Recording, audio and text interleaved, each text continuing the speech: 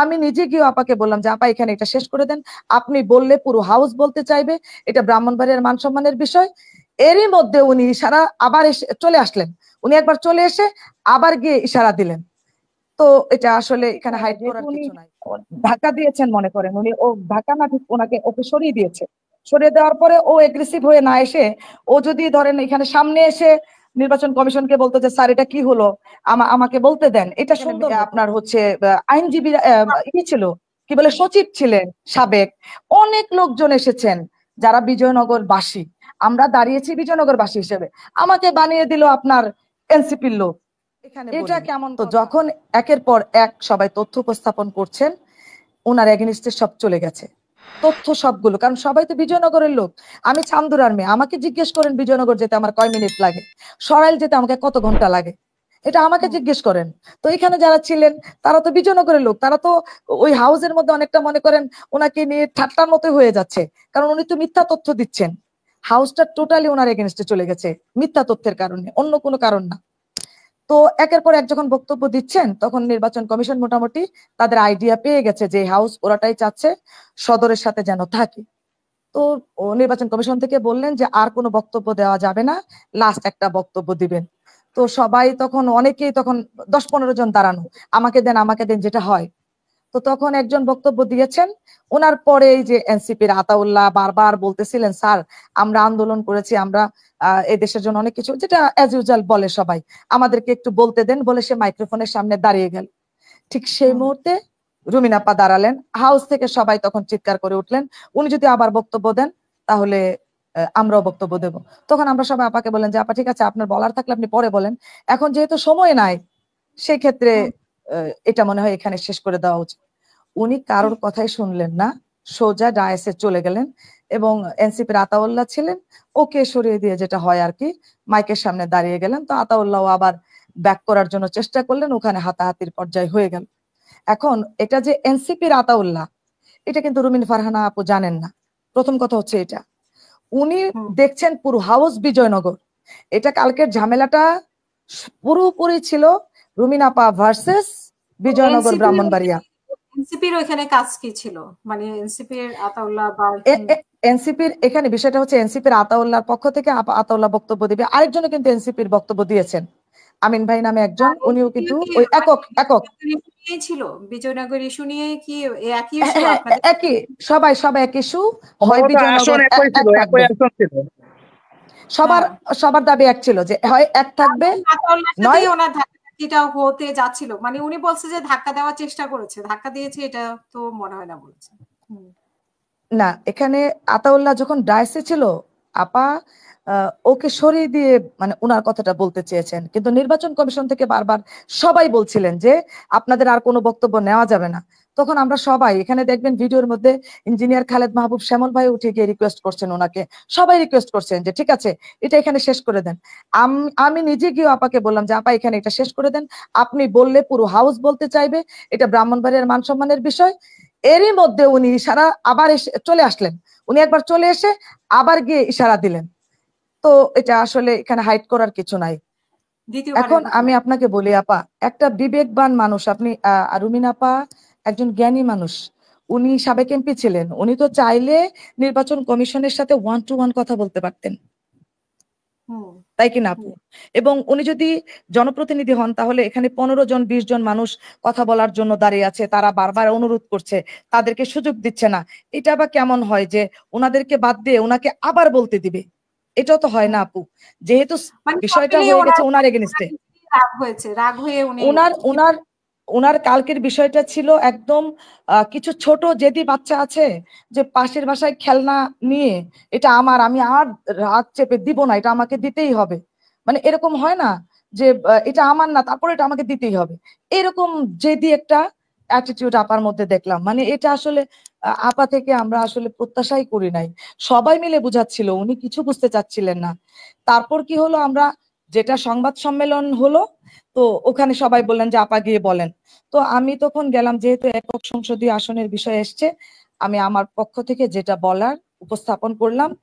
এর মধ্যে আমার পাশে দাঁড়ানো ছিল কালো কোট পরা যিনি, উনি বিজয়নগর উপজেলা বিএনপির সাবেক সাধারণ সম্পাদক। আরেকজন সাদা শার্ট পরা ছিল আতাউল্লাহর পাশে যিনি, তো সে ছিল হচ্ছে আমার যুবদল ব্রাহ্মণবাড়িয়া বিজয়নগর উপজেলা যুবদলের আহ্বায়ক, সাবেক আহ্বায়ক। এবং আমি আতাউল্লাহর পাশে, কিন্তু প্রথমে আমি মাঝখানে ছিলাম। তো এখানে সবাই বলতেছিল আপা আমরা যেহেতু একক একক সংসদীয় আসনের দাবিতে দাঁড়িয়েছি, তো ইসলামী ঐক্যজোট সহ সবাই আমরা একসাথেই বক্তব্যটা দেই। যার কারণে এনসিপির আতাউল্লাহ আমি যখন বক্তব্য দিলাম, আমার পাশে এনসিপির আতাউল্লাহ ছিল, আবার এনসিপির আতাউল্লাহ যখন বক্তব্য দিয়েছেন তখন আমি ছিলাম। তো এর মধ্যে আমার মোবাইল হারিয়ে গেছে, আমার মোবাইলটা পাচ্ছিলাম না, আমি ওখান থেকে বের হয়ে গেলাম। তারপরে আবার আমাদের যুবদল এবং বিএনপির নেতা বক্তব্য দিয়েছেন, শ্যামল ভাই বক্তব্য দিয়েছেন। কিন্তু রুমিন আপা যখন গিয়েছে তখন আসলে আমার ওখানে যাওয়াটা, যেহেতু ওনার বক্তব্য আর আমার বক্তব্য একে একে আমরা সাংঘর্ষিক ছিল, উনি যেটা চাচ্ছেন আমি তার বিপরীতে। উনি বিএনপি নেত্রী হলে আমি ওনার পাশে গিয়ে দাঁড়াতাম, যদি বিএনপির বিষয় হয়ে দাঁড়াতেন। এটা কিন্তু ছিল আঞ্চলিক, একেবারেই আঞ্চলিক। আমি জানি না উনি বিএনপি উনি দিয়েছেন, মানে উনি যে কথাটা বলেছেন ধাক্কার বদলে ধাক্কা আসবে এবং 15 বছর যাদের জন্য আমি করেছি তারা এখন আমাকে ধাক্কা দিয়ে দিচ্ছে, তার মানে আতাউল্লাহকে উনি বিএনপি। আপু এখানে কোনো জায়গায় কোনো ভিডিওতে কি আপনি ধাক্কা পেয়েছেন? এনসিপির আতাউল্লাহ ব্যাক আসছে, যখন ওকে ডায়াস থেকে সরিয়ে দিয়েছে উনি, তখন ও ব্যাক আসছে। কিন্তু ব্যাক আসাটা ওর যেহেতু ছোট, দেখা যাচ্ছে এগ্রেসিভ ভাবেই আসছে, ওকে ধাক্কা মেরে দিয়েছে, সে আবার এসছে মাইক্রোফোনটা ধরার জন্য, ধরে ও কথা বললো। হ্যাঁ, বিষয়টা এরকম ছিল। এবং আহ আতাউল্লাহর ওটা ঠিক হয় না, যেহেতু উনি ধাক্কা দিয়েছেন, মনে করেন উনি ও ধাক্কা না ঠিক ওকে সরিয়ে দিয়েছে। সরিয়ে দেওয়ার পরে ও এগ্রেসিভ হয়ে না এসে, ও যদি ধরেন এখানে সামনে এসে নির্বাচন কমিশনকে বলতো যে স্যার এটা কি হলো, আমাকে বলতে দেন, এটা সুন্দর হতো। ও তো ছোট মানুষ, ও তো ওই বেয়াদবিটা রুমিন আপার সাথে করতে পারে না, এটা আমি অবশ্যই বলবো। তারপরে যেটা হলো, রুমিন ইশারা দিলেন, ইশারা দেওয়ার পরে ছেলেটাকে অনেক মারধর হলো। মারধর করার পরে আবার যেটা হলো, মারধর করছো নাকি আতাউল্লাহকে? আতাউল্লাহকে, হ্যাঁ, রুমিন আপার যারা ছিল ওদেরকে আসলে আমরা আপা চিনতাম না। যদি চিনলে যেটা হয়, ধরেন ধমক দিয়ে বকা দিয়ে বলা যায়, এলাকার ছেলেদেরকে তো আমরা চিনি যে এই তুমি ঝামেলা করবা না, কিংবা তুমি এটা করলে কিন্তু দল তোমার বিরুদ্ধে অ্যাকশনে যাবে। এখন শ্যামল ভাই ওখানে দাঁড়ানো, আমরা বুঝতেই পারছিলাম না যে এটা আসলে কি হয়ে যাচ্ছে, বিশ্রী একটা বিষয় হয়ে গেল। এরপর যেটা হলো, আমাদের ছাত্র দলের বিজয়নগর উপজেলা ছাত্র দল যে শ্যামল ভাইয়ের সাথে রাজনীতি করে, যে ছেলেটা মানে শ্যামল ভাইয়ের সাথে তিন তিন ইউনিয়নটা যেন সদরের সাথে থাকে, এইটা নিয়ে সে কাজ করছিল। এবং সে প্রতিদিনই ফেসবুকে শ্যামল ভাইয়ের পক্ষে লেখালেখি করছিল। আমি জানি না ওর সাথে কি হলো, ওকে আবার ধরেন রুমিন আপার ছেলেপেলেরা এত মারধর করলো, ছেলেটা ধরেন দম আটকে খুব খারাপ অবস্থা হয়ে গেল। তো এইটা তো আসলে বিষয়টা একেবারে হ্যাঁ, এটা টোটাল বিষয়টা হচ্ছে আপা আঞ্চলিক বিষয়। একটা জিনিস বোঝেন, আমার বাংলাদেশের একটা টুকরা যদি কেউ কেড়ে নিতে যায়, আমি কিন্তু আমার পাশে এনসিপি দাঁড়িয়ে আছে, বৈষম্য বিরোধী দাঁড়িয়ে আছে, না কে দাঁড়িয়ে আছে এটা আমি দেখবো না। এটা হচ্ছে সত্য। আমার দেশের সার্বভৌম রক্ষায় যেটা আমরা 24-এ করেছি, কে দাঁড়িয়ে আছে আমরা কিচ্ছু দেখি নাই। আমাদের মনে হয়েছে স্বৈরাচার বিদায় করতে হবে, এক ভাবে দাঁড়াইতে হবে, ঐক্যবদ্ধ দাঁড়াতে হবে।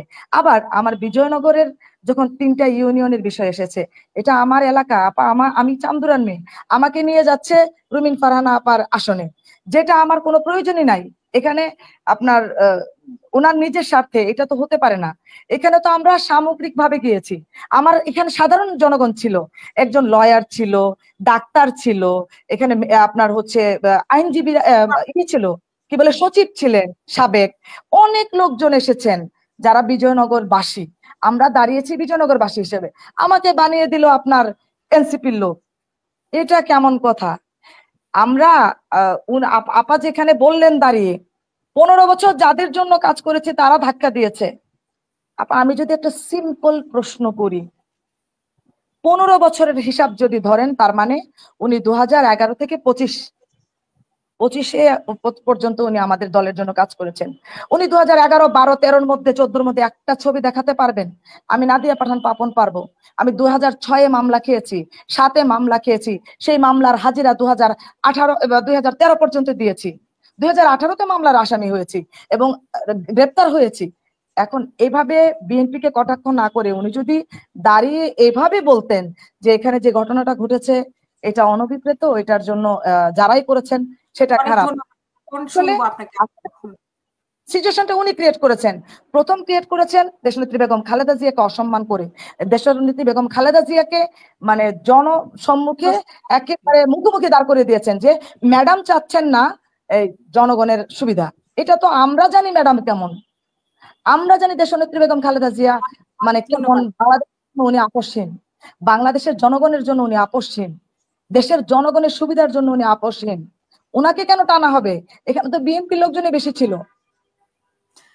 এবং আতাউল্লাহর প্রেক্ষিতে, এনসিপির প্রেক্ষিতে আপা আমি একটা কথা বলি, এখানে যেটা আতাউল্লাহ করেছে কিংবা হাসনাত বলেছেন সেটা দুঃখজনক। তারা এসে যেটা রাজনৈতিক ফায়দা নিতে চেয়েছেন, আঞ্চলিক বিষয়টাকে ওনারা রাজনৈতিক ভাবে নিবেন কেন? উনি তো আর রুমিন আপা তো জানেই না যে সে এনসিপির, বুঝেন?